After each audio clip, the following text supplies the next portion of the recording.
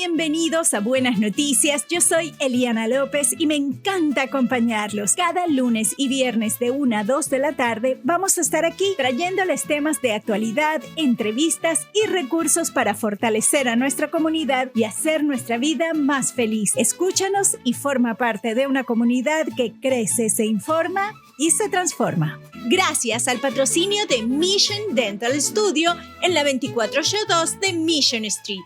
Te esperamos con buenas noticias. Si está buscando apoyo para el desarrollo del habla y lenguaje de su hijo en edad preescolar, en Linguistic Connection le ofrecen estrategias prácticas para mejorar la comunicación y fortalecer el vínculo con su pequeño. Donde haya niños y cuidadores, allí está para apoyar Linguistic Connection. Ofrecen servicios virtualmente en consultorio, a domicilio, en bibliotecas, escuelas, centros de cuidado infantil, parques y más. Escríbeles al info@linguisticconnection.com o llámalos al 415-606-2271. Linguistic Connection. ¿Estás listo para llevar tu negocio al siguiente nivel? En Mukupati Media narramos con propósito y diseñamos con impacto. Creamos tu logo, tu página web, tus fotos profesionales y hasta le damos voz en la radio. Llámanos al 415-254-1702 o visita nuestra página web mukupatimedia.com. Mukupati Media, donde tu historia cobra vida, se ve auténtica y se escucha fuerte. Mukupati Media, voz, imagen e impacto. Hola, y aquí seguimos en Buenas Noticias y ahora estoy muy contenta porque recibo a una amiga que conocí aquí en San Francisco. Ella es venezolana, ahora estás en Los Cabos. Sí. Ajá. Se está conectando con nosotros desde México. Ella es Mayra Madrid. Ella es urbanista con 20 años de experiencia en proyectos de sostenibilidad. Sostenibilidad, ¿cómo se dice? Sostenibilidad. Ajá. Ha trabajado en 12 países de Latinoamérica, tanto para gobiernos y fundaciones y desarrolladores privados interesados en influir en la calidad del espacio urbano. Gracias, Mayra, por hacer espacio para estar con nosotros. ¿Cómo estás? Muy bien, Eliana, y muy contenta de conversar contigo hoy y compartir con la audiencia lo que pueda ser útil.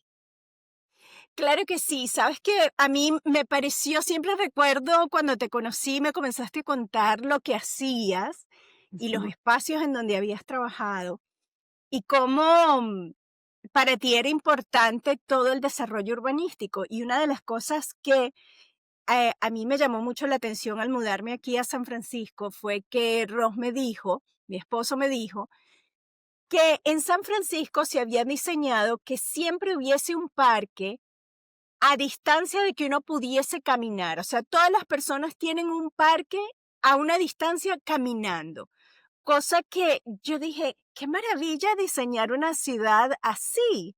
Y cuando te conocí, me comencé a dar cuenta de lo importante que son estos espacios para nuestro bienestar. Y quería un poco que nos contaras tu experiencia, ya que trabajas precisamente en eso. Sí, bueno, con mucho gusto, Eliana. Y cuando alguien me pide que hable de mi trabajo, a mí me gusta compartir una anécdota. Yo por los últimos 11 años trabajé en una firma de Dinamarca que se llama la Oficina de Jan Gehl. Jan Gehl es un arquitecto danés reconocido como uno de los padres de diríamos, el entender la relación entre la psicología y bienestar humana y el medio ambiente. Entonces, Jan viene y una manera como él comenta y que me parece bastante útil. Imagínate que a ti te regalaran un canguro bebé. Vamos a ponerlo así. Alguien te da, tú recibes este animalito y lo primero que piensas es cómo voy a hacer que este animalito esté sano, cómo voy a hacer que tenga lo que necesita y te pones a investigar qué necesita qué come, qué tipo de espacios le van a dar salud. Él necesita plantas, necesita como que cuáles son las características que le van a dar una vida plena a este animalito extraño que recibiste y yo me imagino que nosotros lo mismo queríamos con una mascota o con cualquier animalito silvestre que quedara en nuestro cuidado, es Ujú, pensar qué necesita este ser para tener una vida sana y plena.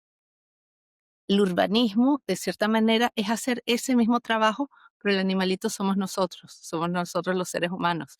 Y tratar de entender, al menos el buen urbanismo está tratando de ver cuál es el hábitat y cuáles son las condiciones de medio ambiente que nos van a dar a nosotros la mayor ujú, posibilidad de tener una vida sana y plena y desarrollarnos. Pero para mí es muy importante que pensemos en esta conexión entre biología, entre el ser que somos y las necesidades que tenemos, no necesariamente lo que pensamos que necesitamos, pero lo que instintivamente requerimos. ujú.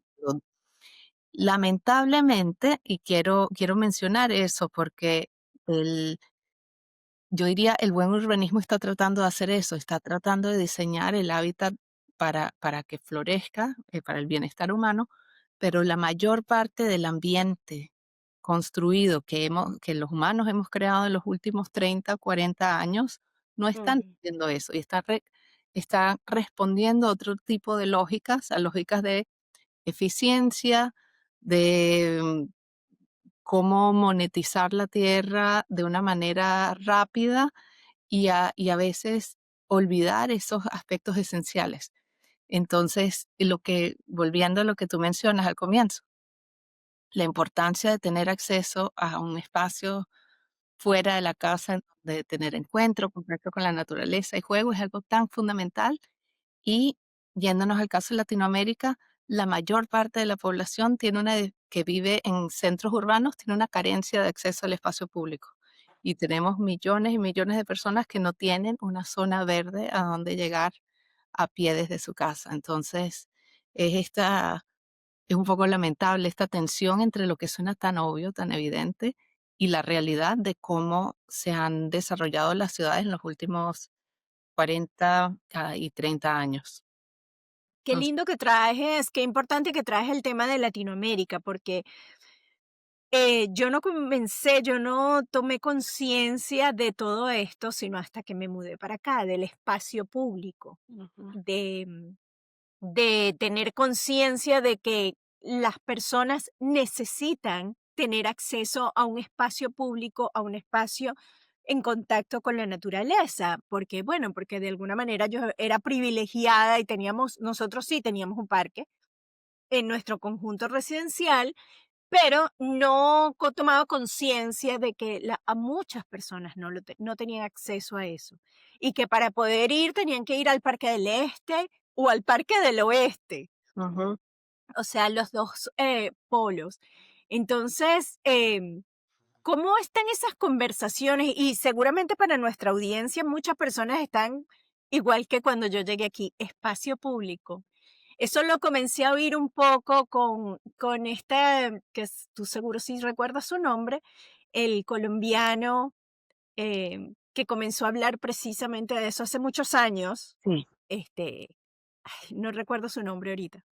Se me está escapando a mí también, pero él Sí. creó una organización en Canadá que se llama 880, que quiere decir diseñar ciudades que funcionen desde que tienes un niño de 8 años o una persona. Ah, Entonces, pensemos en todo el ciclo de la vida. claro. Bueno, en realidad 8 es un poco tarde, yo diría que empezarlo desde el día 1, desde los bebés. Ujú, Pero 880 se refería diseño de infraestructura de bicicletas para todas las edades.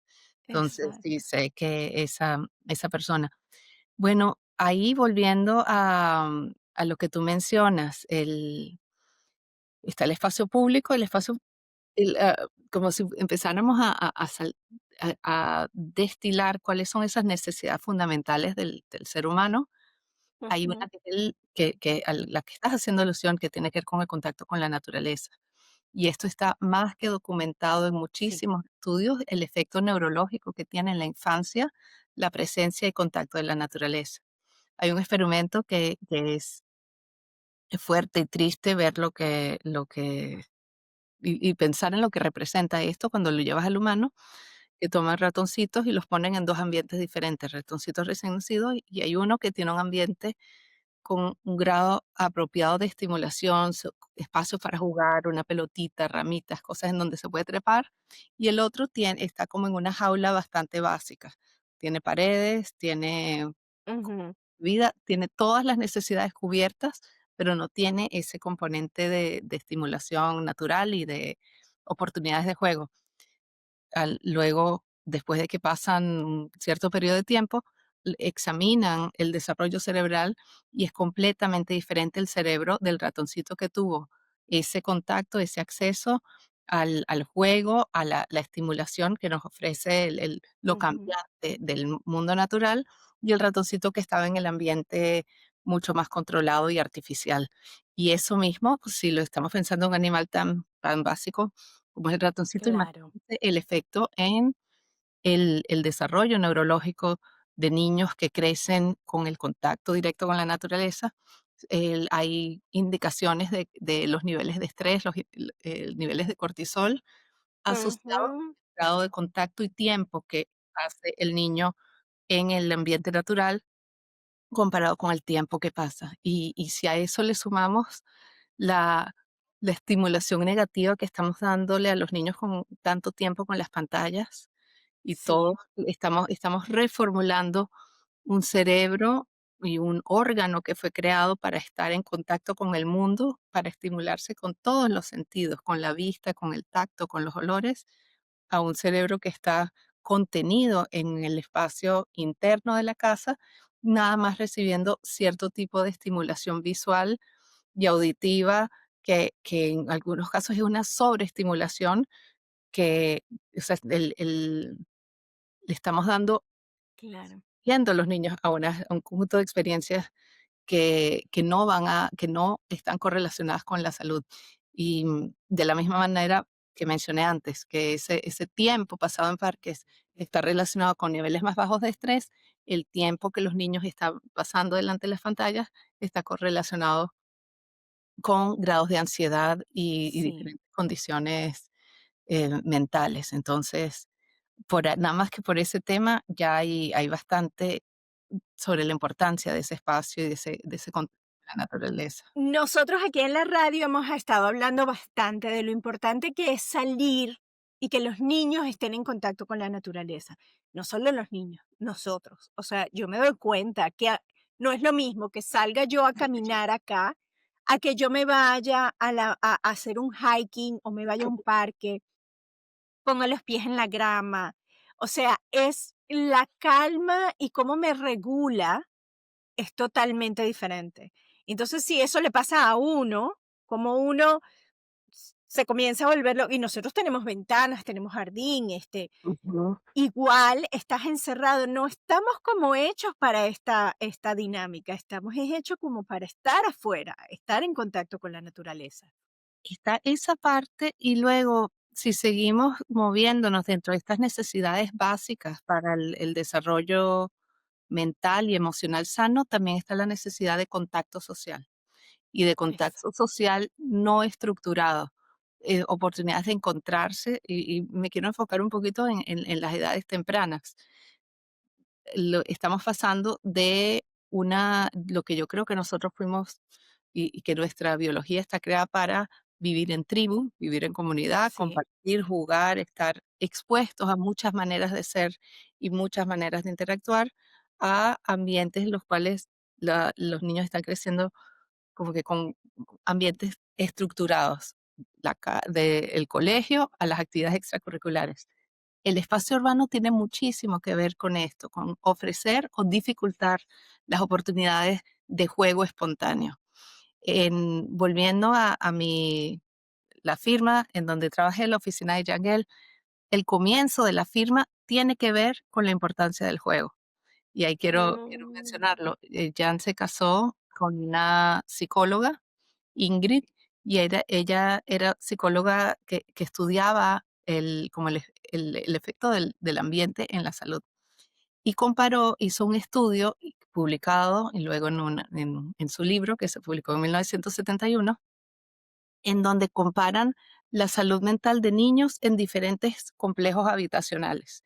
y empieza a encontrar correlación entre el diseño de la vivienda y la salud mental y el grado de sociabilidad de los niños. Entonces, niños que vivían en ciertos complejos habitacionales donde tenían esas oportunidades fáciles de entrar y salir y de jugar espontáneamente, eran niños con más amigos, mayor autoestima, que niños que vivían en torres altas, en donde se le hace muy difícil a la mamá o a la persona que los esté cuidando, tiene como que parar todas sus actividades para bajar y llevar al niño a jugar. Y Claro. había un tema de que mientras más alto en el edificio estaba, había una correlación con menos amigos y menos contacto.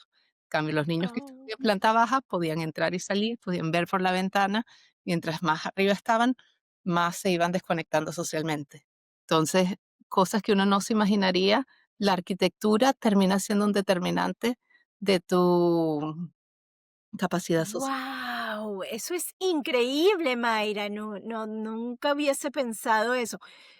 Y además en nosotros, en nuestro país, en Venezuela, que existen estas torres tan grandes. Yo vivía en una torre de 15 pisos, vivíamos en el 4.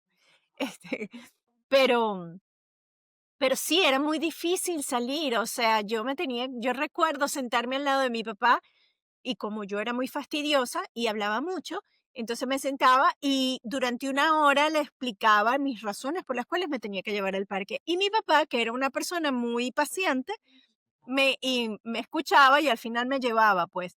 Pero esa no es la realidad de todos los niños. Y bueno, y él estaba ahí, él trabajaba, era maestro y trabajaba desde la casa. Entonces, Bueno, este, aunque diría, yo pienso y yo analizo mucho estos temas en el contexto de Venezuela, que fue ujú, donde crecí, y algo que sí se da a partir de cierta edad, esa la independencia de subir y bajar en las edades muy tempranas es muy difícil, pero yo creo que para la adolescencia los edificios terminaban siendo también como un espacio con muchos contactos y ujú, el edificio abajo tiene zonas comunes, era una zona, había como un intermedio entre la vivienda, la zona del edificio y la ciudad. Y ese espacio intermedio era donde todo pasaba. Entonces los exacto. adolescentes podían bajar y tener a sus amigos en la parte de abajo del edificio, encontrarse, jugar, o sea, ahí era esa posibilidad que ofrece la vivienda multifamiliar con zonas compartidas.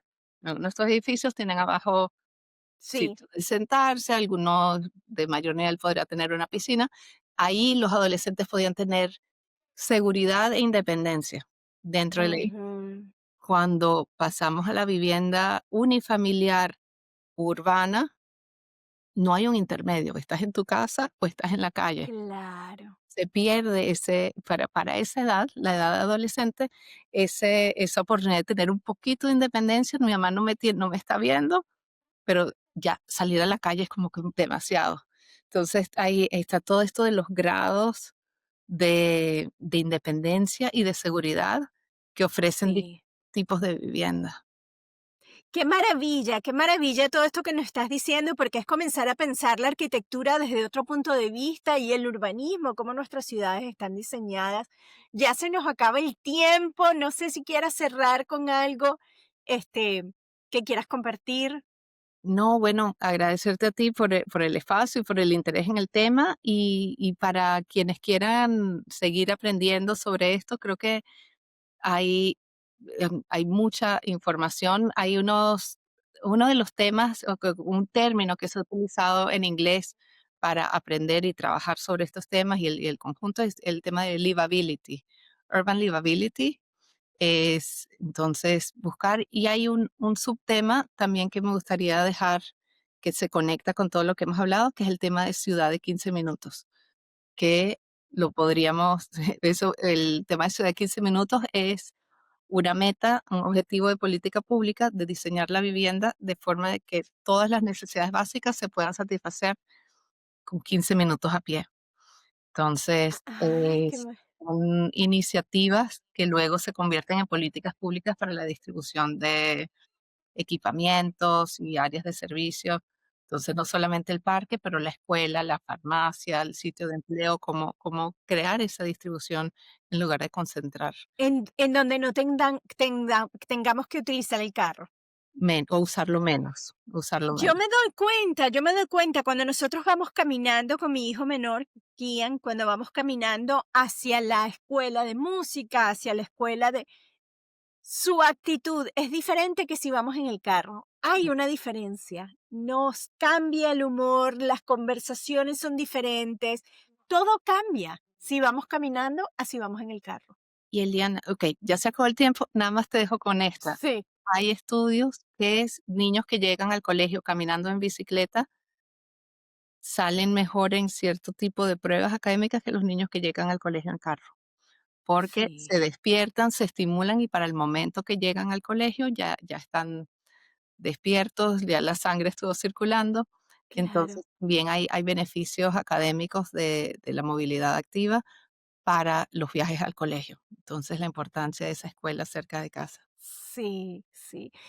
Muchísimas gracias, Mayra, de verdad, gracias por regalarnos todo este tiempo y toda esta información. Y bueno, y espero que te tengamos otra vez de vuelta con nosotros y hablemos más sobre las ciudades de 15 minutos. Ok, un placer, Eliana. Ok. Muchas gracias. Que estés bien. Que Adiós. estés muy bien, feliz semana, bye. Chao.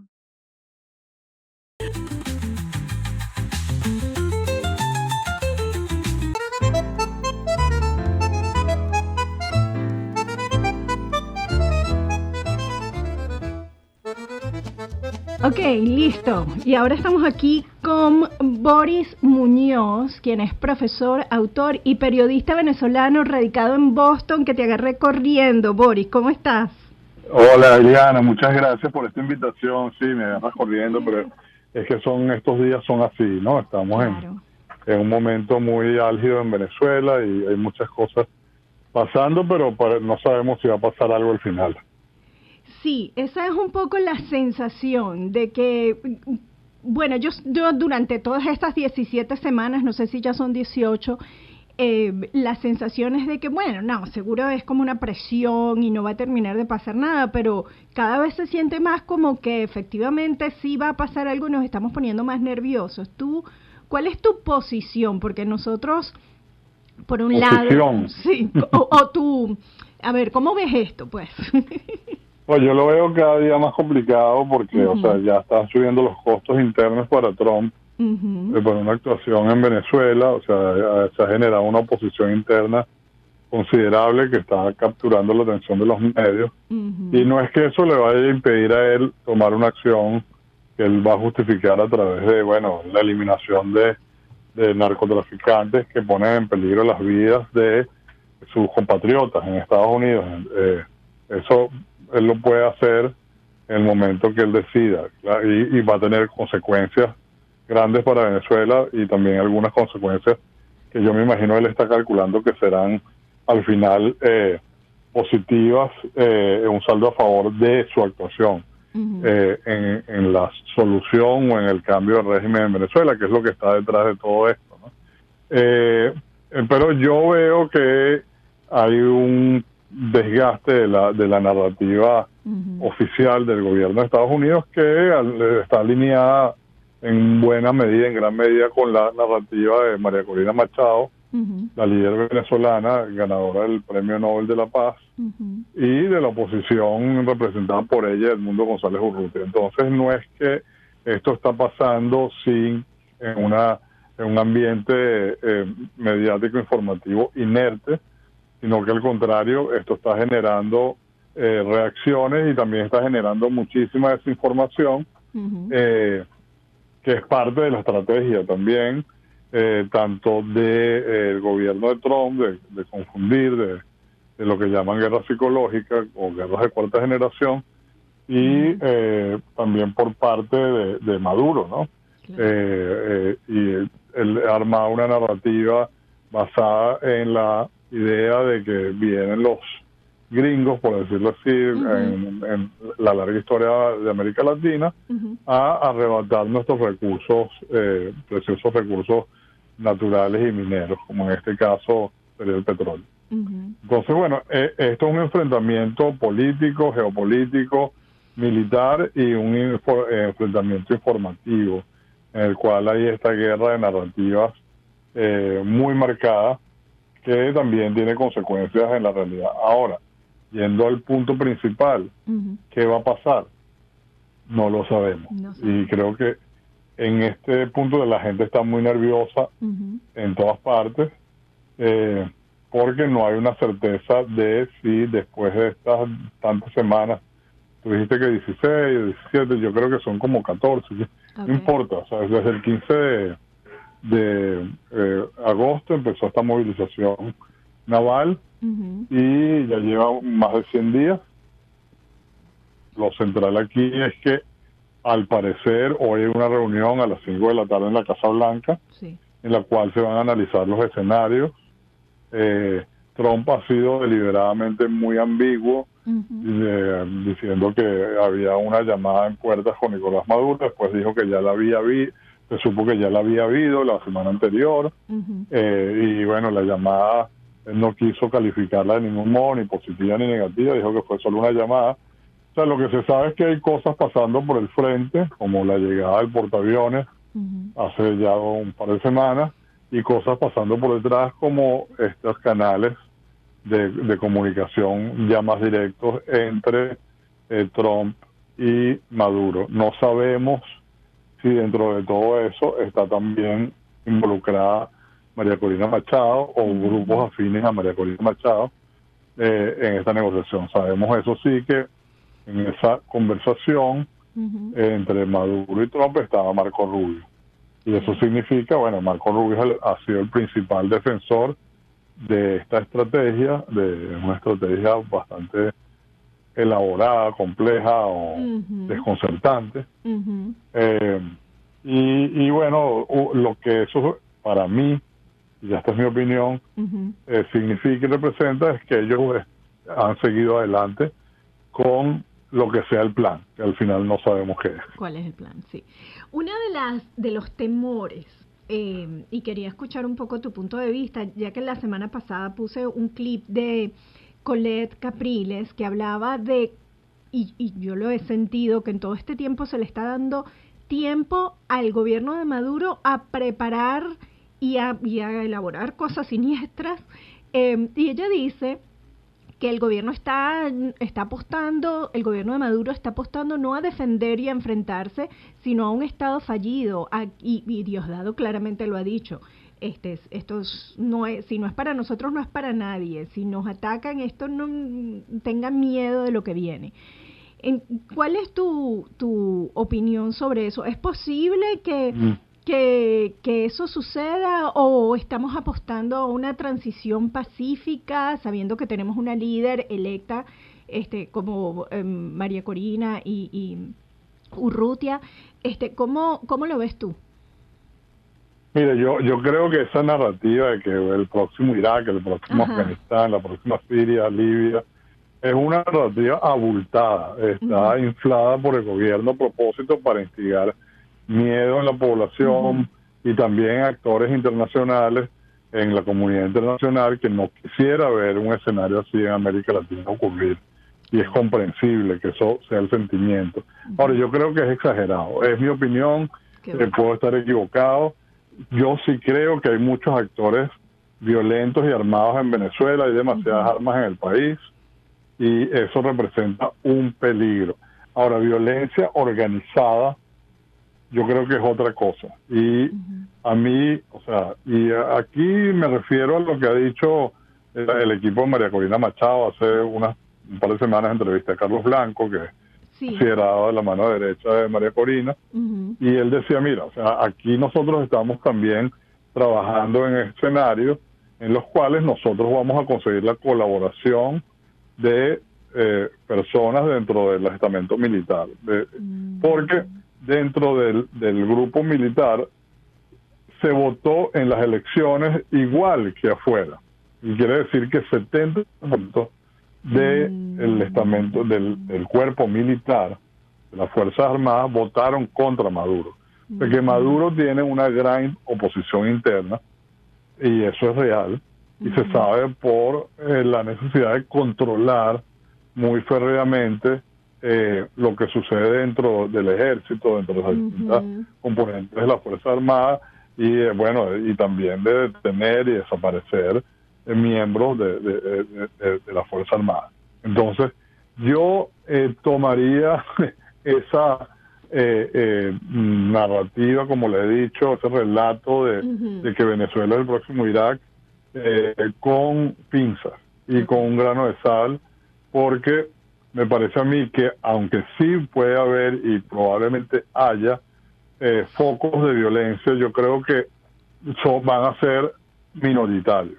Y ahí hay que decir que si Estados Unidos se va a meter, o va a meter incluso un pie dentro de Venezuela, sea con drones, incluso si no lleva, como llaman, tropas al territorio, creo que Estados Unidos le va a dar un apoyo bastante fuerte a nivel de inteligencia y de recursos al gobierno que suceda al de Maduro.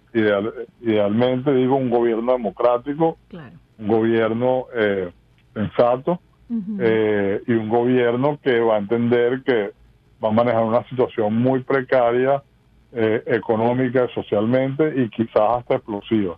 Entonces, eso es lo que yo creo que puedo decir hasta este punto. Yo no compro, y para cerrar la pregunta, no compro en definitiva la narrativa del gobierno de que va a ser el próximo Irak.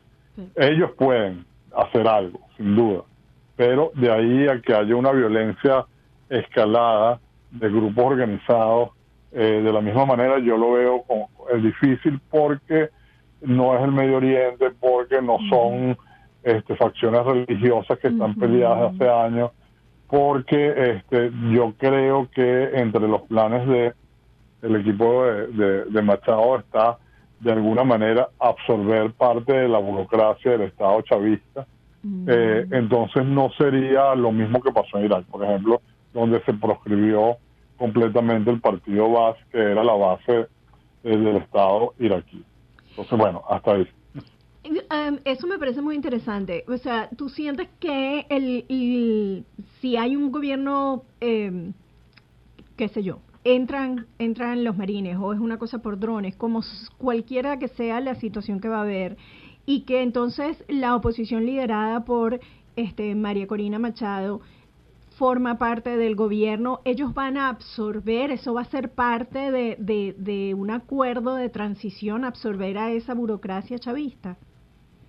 Bueno, no sé si mediante un acuerdo, que sería lo ideal. Claro. Y eso yo lo he escrito en un par de ocasiones.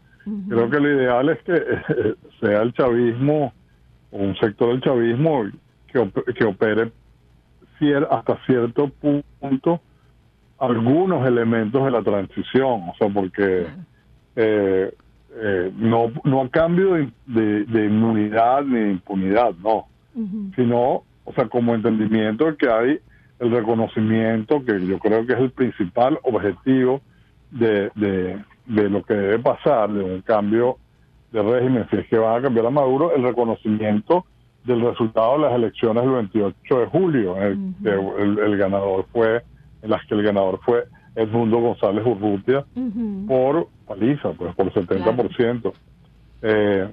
Entonces, allí yo creo que ciertos elementos dentro del chavismo deberían participar en la transición, idealmente los menos comprometidos con violaciones de derechos humanos, los menos embarrados en corrupción, aquellos que crean que puede haber un chavismo después de Chávez y Maduro, en el sentido de que, bueno, que hay unos ideales políticos y tal que se han sido violentados, que han sido traicionados, que han sido corrompidos, pero que quizás alguien los pueda encarnar. O sea, creo que es muy temprano para llegar a ese escenario. Hay mucha sed de justicia en Venezuela, mucha sed incluso de venganza en determinados grupos radicales, pero yo creo que una transición hay que manejarla con mucha mano izquierda, con mucho, sentido de amplitud dentro de la necesidad de reconstruir una democracia, y con un sentido muy, muy claro de hacia dónde se debe administrar la justicia. Claro, de que para no hacer caída y mesa limpia. Claro, porque además tener una noción de que es un momento histórico lo que se está viviendo.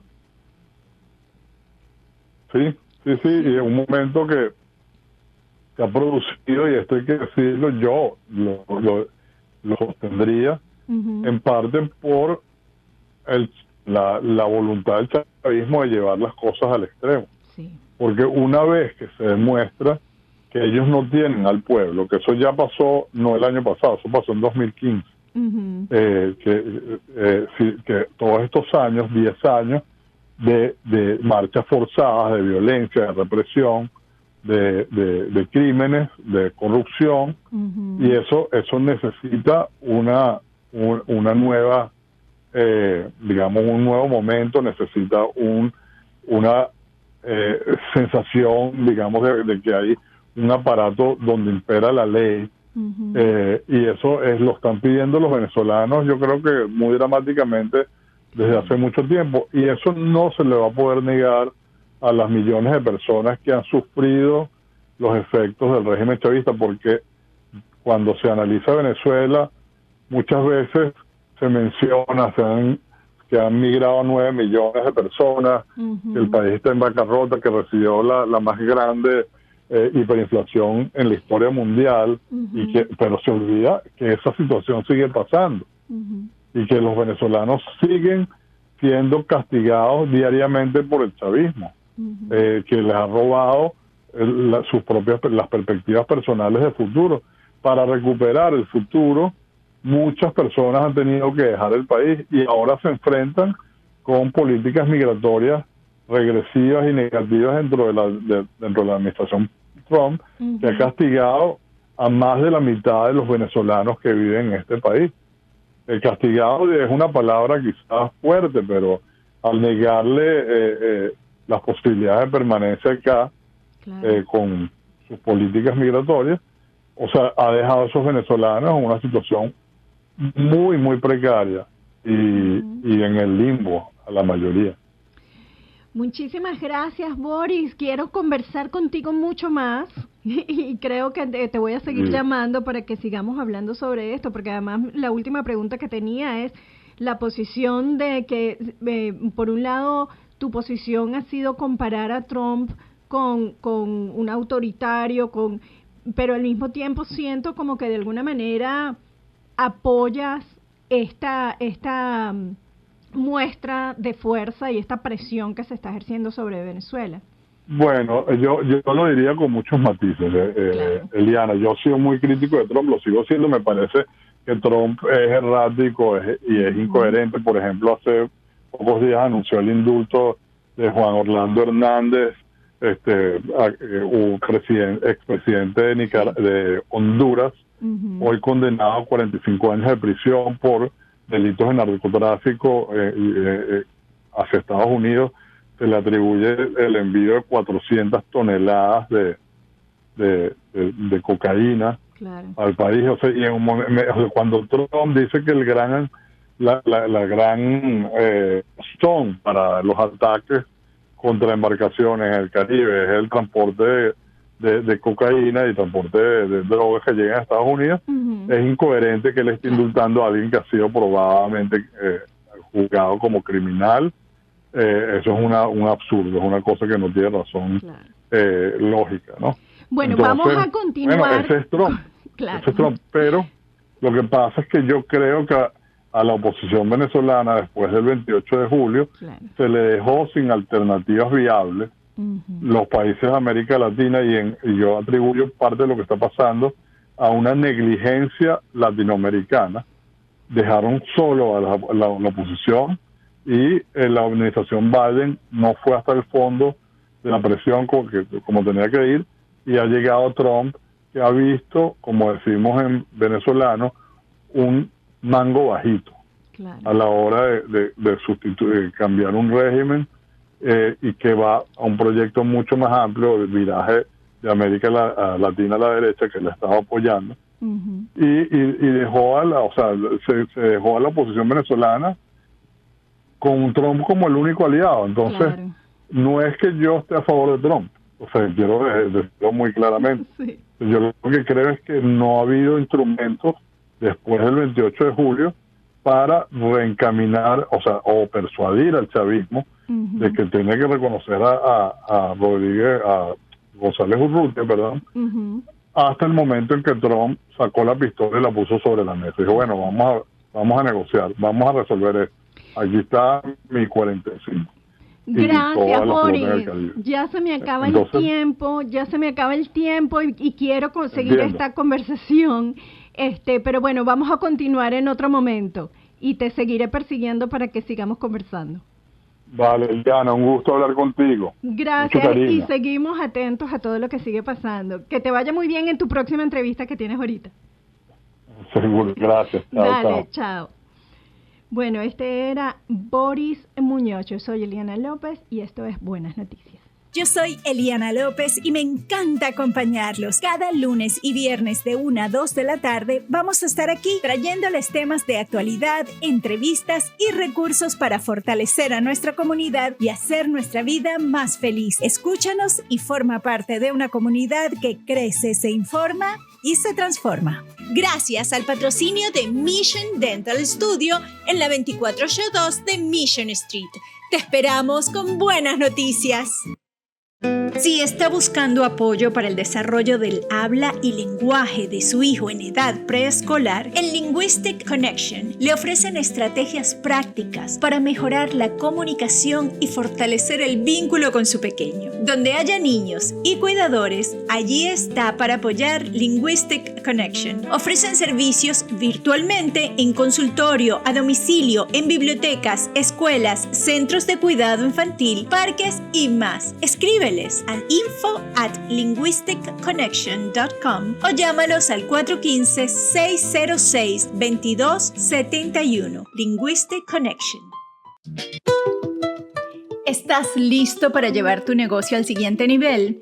En Mukupati Media narramos con propósito y diseñamos con impacto. Creamos tu logo, tu página web, tus fotos profesionales y hasta le damos voz en la radio. Llámanos al 415-254-1702 o visita nuestra página web mukupatimedia.com. Mukupati Media, donde tu historia cobra vida, se ve auténtica y se escucha fuerte. Mukupati Media, voz, imagen e impacto.